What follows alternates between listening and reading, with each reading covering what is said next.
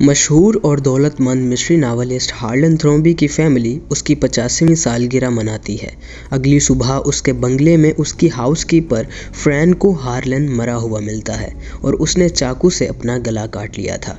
दोस्तों, वीडियो शुरू करने से पहले मैं आपको इस मूवी के कैरेक्टर्स का इंट्रो करवाता चलूं। इस मूवी में है एक मशहूर नावलिस्ट हार्लन थ्रोम्बी जिसकी बेटी है लिंडा और उसका हस्बैंड रिचर्ड, और इन दोनों का बेटा ह्यू रैनसम। हार्लन थ्रोम्बी का एक बेटा भी है जिसका नाम है वॉल्ट थ्रोम्बी, उसकी वाइफ डोना और उनका बेटा जेकब। हार्लन थ्रोम्बी की बेटी जॉनी थ्रोम्बी और उसकी बेटी मैग। फ्रैन इस बंगले की हाउसकीपर है और मार्टा कब्रेरा हार्लन की नर्स है। एक प्राइवेट डिटेक्टिव भी हैं जिनका नाम है बेनॉइट ब्लैंक और उनके साथ डिटेक्टिव एलियट और ट्रूपर वैगनर। दोस्तों, नाइव्स आउट एक अमेरिकन मिस्ट्री मूवी है जिसके राइटर और डायरेक्टर हैं रियान जॉनसन। ये मूवी 2019 में रिलीज हुई और IMDb पर इसकी रेटिंग है 9.7 आउट ऑफ 10। दोस्तों, ये मूवी काफ़ी दिलचस्प है और आपको सोचने पर मजबूर कर देगी। इस मूवी की स्टोरी लाइन को समझने के लिए इस वीडियो को एंड तक ज़रूर देखिए। तो अपने पॉपकॉर्न्स थाम लो एंड हियर वी गो।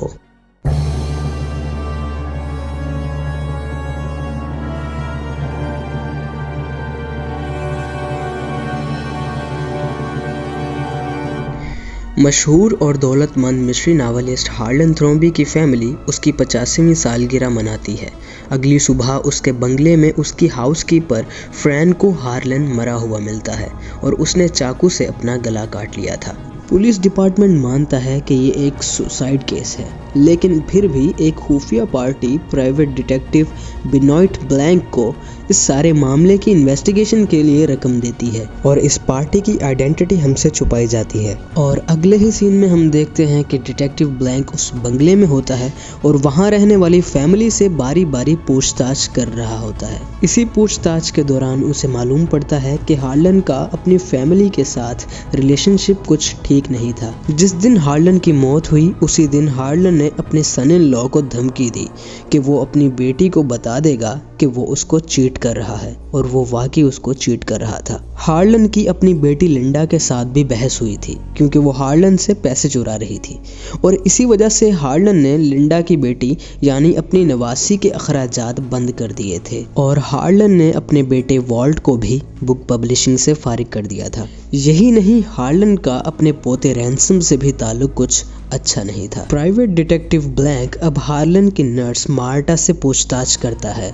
और दोस्तों, अब हम मार्टा के दिमाग में चल रहे फ्लैशबैक को देखते हैं। दोस्तों, फ्लैशबैक में हम देखते हैं कि हार्लन की नर्स मार्टा हार्लन को मेडिसिन दे रही होती है और गलती से हार्लन को मॉर्फिन ड्रग की ओवरडोज लगा देती है, जिससे अब हार्लन अगले 10 मिनट तक मर जाएगा। मार्टा को उसके बैग में एंटीडोट नहीं मिलता जिससे कि हार्लन की जान बचाई जा सकती। हार्लन को मालूम था कि मार्टा की माँ एक अनडॉक्यूमेंटेड इमिग्रेंट है। इस वजह से हार्लन मार्टा को मदद बुलाने से रोक देता है और मार्टा को उसके बंगले से कुछ इस तरह से भाग जाने के इंस्ट्रक्शंस देता है जिससे कि उसके कत्ल में मार्टा का नाम ना आए और मार्टा की फैमिली भी बच जाए। मार्टा हार्लन के इंस्ट्रक्शंस को फॉलो करते हुए बिल्कुल वैसा ही करती है और उस घर से भाग जाती है। मार्टा के जाते ही हार्लन अपना गला काट लेता है जिससे वो ये शो करता है कि उसकी मौत एक सुसाइड है। दोस्तों, हार्लन की बूढ़ी माँ मार्टा को घर से भागते हुए देख लेती है, लेकिन वो उसे रैनसम समझती है। Point to be noted. खैर, अगला सीन प्रेजेंट में होता है जहां ब्लैंक मार्टा से पूछताछ कर रहा होता है। दोस्तों, मार्टा की एक कमजोरी है कि वो झूठ नहीं बोल सकती, क्योंकि जब भी वो ऐसा करती है उसे उल्टी आ जाती है। इसलिए वो ब्लैंक के सवालों के जवाब सच तो देती है लेकिन इनकम्प्लीट। ब्लैंक मार्टा से इन्वेस्टिगेशन में मदद के लिए पूछता है तो मार्टा इन्वेस्टिगेशन में ब्लैंक की मदद करने में राजी हो जाती है, और इस प्रॉपर्टी में खोजने के दौरान मार्टा अपने खिलाफ सारे सबूत मिटाती है। अब हार्लन की विल पढ़ी जाती है जिसको सुनने के लिए पूरी फैमिली जमा होती है।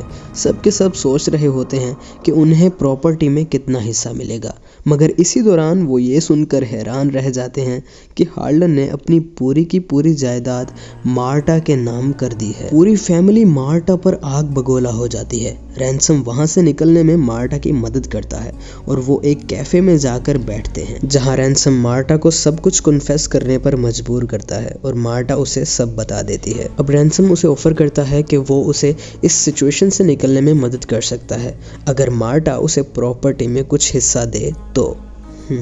दूसरी तरफ थ्रोम्बिस फैमिली के बाकी मेंबर्स मार्टा को थ्रेटन करना शुरू कर देते हैं ताकि वो सारी प्रॉपर्टी इनको वापस रिनाउंस कर दे। जैसे कि वॉल्ट मार्टा को धमकी देता है कि अगर उसने प्रॉपर्टी वापस ना की तो वो उसकी मदर के बारे में, जो कि एक इलीगल इमिग्रेंट है, पुलिस को बता देगा। और अब हम व्यूवर्स को वॉल्ट पर शक होने लगता है। दोस्तों, मार्टा को अब एक खुफिया ब्लैकमेल नोट मिलता है जिसके साथ हार्लन की टॉक्सिकोलॉजी रिपोर्ट की एक आधी अधूरी फोटोकॉपी भी मिलती है। इस टॉक्सिकोलॉजी रिपोर्ट की मुकम्मल इंफॉर्मेशन लेने के लिए मार्टा और रैंसम गाड़ी में मेडिकल एग्जामिनर्स ऑफिस जाते हैं, लेकिन वहां पहुंचने पर वो देखते हैं कि वहां की बिल्डिंग में आग लगी हुई है। मार्टा को फिर एक खुफिया ईमेल आता है जिस पर ब्लैकमेलर मार्टा को एक जगह मिलने के लिए कहता है। इसी दौरान ब्लैंक और बाकी पुलिस मार्टा और रैंसम को वहां देख लेते हैं और एक लंबी कार चेस के बाद पुलिस रैंसम को अरेस्ट कर लेती है। ब्लैंक मार्टा को एक्सप्लेन करता है कि उसे रैंसम के खिलाफ कुछ सबूत मिले हैं और उसे लगता है कि उस रात रैंसम ही था जो उस खुफिया रास्ते से होते हुए उस घर की छत से उतरा था। ब्लैंक मार्टा को लेकर कार में जा रहा होता है कि रास्ते में मार्टा उसी जगह पर जाने का कहती है जहां ब्लैकमेलर ने उसे मिलने को कहा था। मार्टा उसी तयशुदा जगह पर जाती है और वहां उसे उस घर की हाउसकीपर फ्रैन एक कुर्सी पर बंधी मिलती है और उसे बहुत ज्यादा ड्रग्स दिए गए थे और उसके पास ही मार्टा का बैग और फ्रैन की टॉक्सिकोलॉजी रिपोर्ट भी पड़ी होती है। मार्टा फ्रैन की मदद करने में हिचकिचाती है क्योंकि फ्रैन इसको इस पूरे क्राइम सीन के साथ कनेक्ट कर सकती थी, लेकिन मार्टा फिर भी इसे CPR देती है और रेस्क्यू के लिए कॉल करती है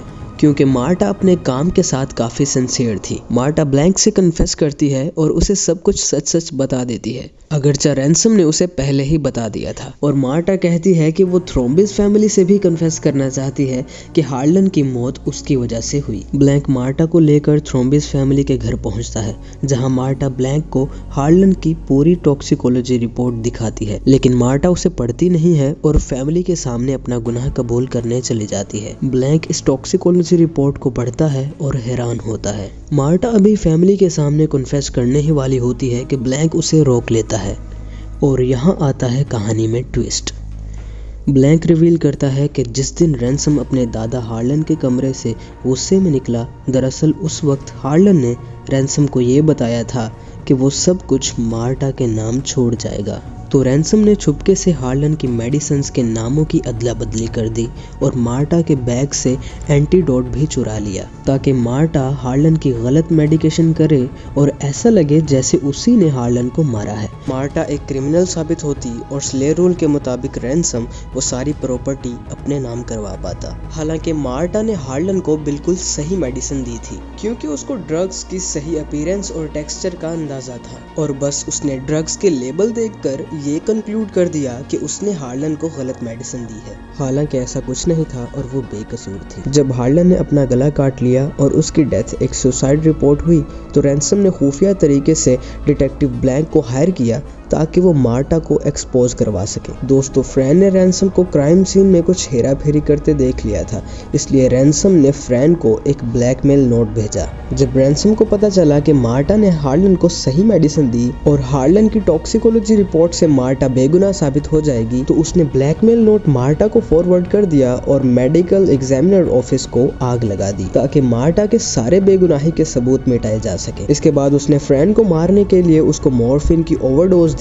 ताकि मार्टा उसके पास आए और वो उसकी लाश के साथ पकड़ी जाए। दोस्तों, यहाँ मार्टा रैंसम से सब कुछ उगलवाने के लिए उसको ट्रिक करती है, ये कहकर कि फ्रैन की जान बच गई है और वो उसको पकड़वा देगी। जब रैंसम सब कुछ सच सच बता देता है तो मार्टा उसके मुंह पर उल्टी कर देती है, जिसका मतलब ये था कि वो झूठ बोल रही थी और फ्रैन मर चुकी है। रैंसम बहुत ही ज्यादा गुस्से में आकर वहां पे लगा एक खंजर उतारता है और मार्टा पर अटैक कर देता है, लेकिन दोस्तों ये खंजर एक एक नकली खंजर था जिससे मार्टा बच जाती है। रैनसम की ये हरकत और उसकी कही गई सारी बातें ब्लैंक ने रिकॉर्ड कर ली थी, जिस पर पुलिस उसको अरेस्ट कर लेती है। ब्लैंक मार्टा से रिवील करता है कि उसे पहले ही अंदाजा हो गया था कि उसने हार्लन की डेथ में एक पार्ट प्ले किया है, क्योंकि उसने मार्टा के शू पर ब्लड का एक छोटा सा स्पॉट देख लिया था। हार्लन की बेटी लिंडा को अब उसका वो नोट मिलता है जिसमें हार्लन ने उसके चीटर हस्बैंड को रिवील किया है। रैनसम अब पुलिस कस्टडी में होता है और वो सारी फैमिली घर को छोड़ के जा रही होती है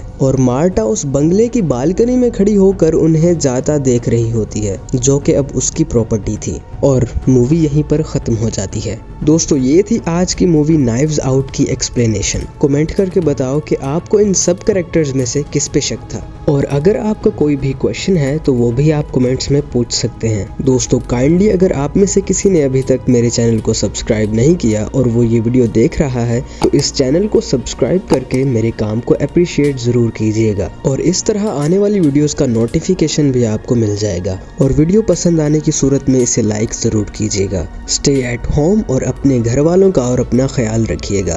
तो मैं मिलता हूँ आपको अगली वीडियो में।